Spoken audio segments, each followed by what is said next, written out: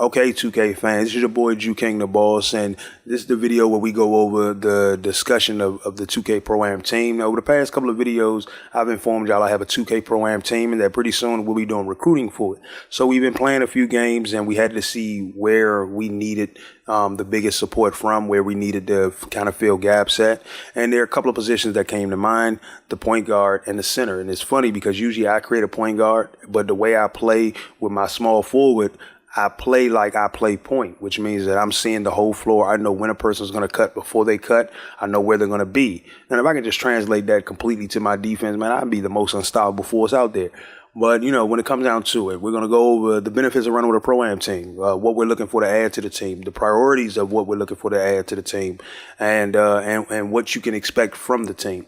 So first of all, let's go over the benefits.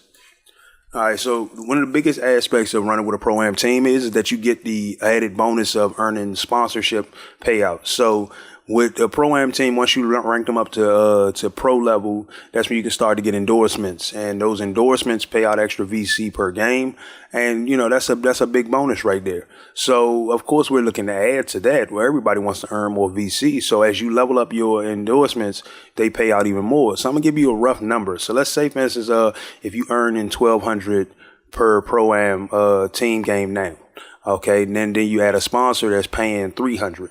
That essentially would make me, you're making 1,500 per Pro-Am win with an A+ finish. And then let's say you got another sponsor that's paying another 250. That's 1,750. Now let's say you get the overall 95. Now you're earning double VC for your game. So now you're earning essentially just over 3,000 VC. You're trying to build that second character. You got that Pro-Am team to run with. You can kind of get them up there really quickly, really a lot more efficiently. So instead of it taking technically 186, 190 NBA games to get a character up to 85, you can essentially be playing Pro-Am team games and getting a character up to 85 in half the time. And at the same time, unlocking your progression caps at the same time, earning your badge at the same time. So, you know, when it comes down to it, now Pro-Am walk-on is great when I go in there by myself. But the problem is that sometimes you get meshed up with cats that are all about just shooting. And I don't mind that and everything like that. Let me get an assist off of you though. You know, let me get under there to get a rebound if you miss. Let me, let's play some good transition defense. So you know, when it's not that I avoid playing Pro-Am walk on, but it's frustrating sometimes because you got cats who play like they're playing 1v1, but you won't find them cats playing 1-on-1, you know. So my thing is that I look forward to playing the Pro-Am team, getting together with my boys. And so now we're going to go over the team itself, what we need to add to it. Now, before I do that, let me just say that the biggest problem with Pro-Am team is that when you're trying to, when you already got to join the same world with your squad, then you got to squad up, which takes forever. Then after you squad up, all of y'all got to go to the Pro-Am team arena together and press A at the same time. That's a big problem because sometimes even if you press A at the same time, you all don't get in. And so 2K got to fix that. That's the biggest frustration while running with Team Pro-Am, especially because for real, if I'm in the Pro-Am arena and I should be able to invite, you know what I'm saying, the squad to the Pro-Am arena, or if I'm in the Pro-Am arena, one of my teammates should be able to join my Pro-Am arena that I'm standing in, because it's essentially the same Pro-Am arena. We're all a part of the same team. So, you know, it's one of those things. Another thing is that they should allow scrimmage games for Pro-Am teams. You know, like if you got a team of 10, allow your Pro-Am teams to run scrimmage games. It makes it a little more efficient to be able to at least practice amongst each other, and you can kind of see where your team. So if I'm not playing with you and essentially you had a bad game, I can see where your problems were, and kind of like say, okay, well, try doing this when you're playing against that kind of archetype, or give you some pointers, or maybe you might see something in the way I play to be able to give me pointers. Us being able to run scrimmages against each other kind of allows us to expose our own weaknesses and find ways to mask it as a team. So, you know, to me, that's a good thing. It kind of lets you know who to look at more as the core five. Or who you expect to, when it comes down to positional rotations, if you need to make last minute on the fly positional rotations. So it's one of those things where, you know, I would love to see those changes occur. Now we're going to actually talk about what we're looking for in the team. So for the team, we got, I think, 3 small forwards, a shooting guard, small forward, another shooting guard, and then, so I think we got 2 small forwards, 2 true small forwards. One of them is the size of a power forward. Then there's me, who's a two-way shot creator, small forward. And then we got another small forward that plays more like a 2 guard. We got another shooting guard that plays like a point guard. Then we got another shooting guard that plays like a shooting guard. So as you can see, the key position that I missed was a center. So first of all, we are looking for a true center. Now, I'm not all that for, stretch 5. But if you can stretch the floor, and you got the shot that you're confident in and you can knock it down, I'm not going to sit up here and say no. I would run with you any day of the week and see how you match with the team, see how your communication skills is with the team. Now, I do have one minor requirement. One minor requirement is, for real, I would much prefer if you're over 21 when it comes down to age. And it's not to deter younger kids from running with us, but when we're in the party, we're talking a little trash.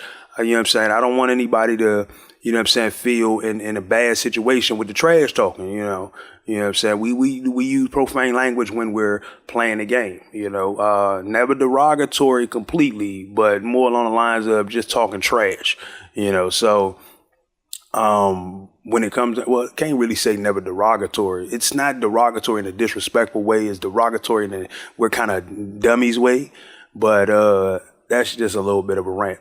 Now, when it comes down to it, what we're looking for is, first of all, like my priority is true center. Now, I got a couple cats who got, small forwards and everything like that. For you guys, I got a big man that I'm running with. He's only a 60 because I just started with him. But I got my small forward shot creator defender, my 2-way shot creator. I'm running with him until I get him up. Now, when it comes down to it, it's not that we're not looking for other small forward positions and things like that, but this is what we kind of look for. For as the center, we kind of want somebody who can anchor the paint when it comes to grabbing boards, offense and defense. If you got somebody who can anchor and grab offense and defense, then the three positions, the point, the shooting, and the small forward can get back on defense if the big man doesn't grab offensive boards. But a lot of time I find myself having to go in the paint and try to help box out and grab boards because the simple fact is we don't have enough, firepower inside. So, we're looking to add a center who can do just that, who can hold it down in the paint, and try to snag as many boards as possible. You don't have to be a pure rebounder to do that. You just got to be able to have better footwork than your man, and try to get the better jump on them with the 50-50 chances. Another position is the point guard. Now, for the point guard, that's the facilitator. No matter what, I'm saying, that's going to always be the facilitator. And so I'm really judgy on the point guard being a facilitator. I see the floor better than most people I play the game with when it comes down to it. Like I'm rarely looking at the man who's checking me. I'm looking at where everybody on my team is at all times, because I know who's going to cut before they cut, and they never have to call it out. I'm going to see you coming across the middle, and I'm going to dish that rock to you. So when it comes down to the point guard, we're looking for someone who can fit that role, that facilitation role, because at the end of the day, you might not be playing alongside me. You might be playing alongside PJ or Breezy or Bones. You might be playing alongside one of them. And, if they play with me, they know that I see the floor really well, and I'm looking to move the rock around. So when it comes down to the point guard position, at one point I'm going to create a point guard. And that point guard is going to be a test build. It's going to be a passing and ball handling primary, defending secondary. He's going to be literally a 2-way playmaker and everything like that, because a 2-way playmaker is a pretty dangerous threat. You get you a good shot, that means you can knock it down, but at the same time you can defend the cheese and pure sharpshooters. You can defend the cheese and playmaking shot creators, the playmaking slashers. You can kind of defend all that just as well as you can give all that. So like when it comes down to it, Those are the main two positions we're looking for. But, whatever position you are, if you're looking for a pro-am team to run with, my Xbox contact info is, in the description down below. Just hit me up, add me, drop me a message. You can leave a message on the video itself. I'm always checking the messages on YouTube. I'm always checking my messages on the Xbox. Even when I'm out of the house, I got my phone with me. So, I got the Xbox app. I'm gonna always get the message from there, respond to it as quick as I can. And we'll try to get it linked up to really, really quickly, so that way we can start getting in the groove really even before the season really starts. Now, last bit of information is, what is our goal with the Pro-Am team? Well, it's not to say that I'm one of those cats that's not looking for going to trying to compete in 2K's little annual challenge every year for the 2K Pro-Am team, but it's really not the first priority. My real first priority is, if you heard about the 2K Sports E-League, they want to see the best 85 players and put them on teams. And one of the ways to do that is it's going to be by playing Team Pro-Am. The park players and all that kind of stuff is all well and cool, but if you really think about it, they're going to be looking at the Pro-Am players, and those stat lines and their ability to play team ball, their points, their assists, their steals, their rebounds, their blocks. Those are the cats who are really going to get the exclusive invite. So if you're looking for a team to build with, and try to fit in with, like I said, hit me up. We'll try to get something linked up as soon as possible. This video was kind of longer than I expected it to be, but I just wanted to make sure I dropped out as much information as possible. If you liked the video, hit that like button, subscribe if you're new. And like I said, let me know down in the comments below, what's your position? What's your archetype? Hit me up on the Xbox. You can also follow me on Twitter if you want to hit me up there. Like I said, I'm checking all my social media spots and everything like that, just to make sure I'm always in tune on what's going on. And I'm going to catch you guys on the next video. Peace.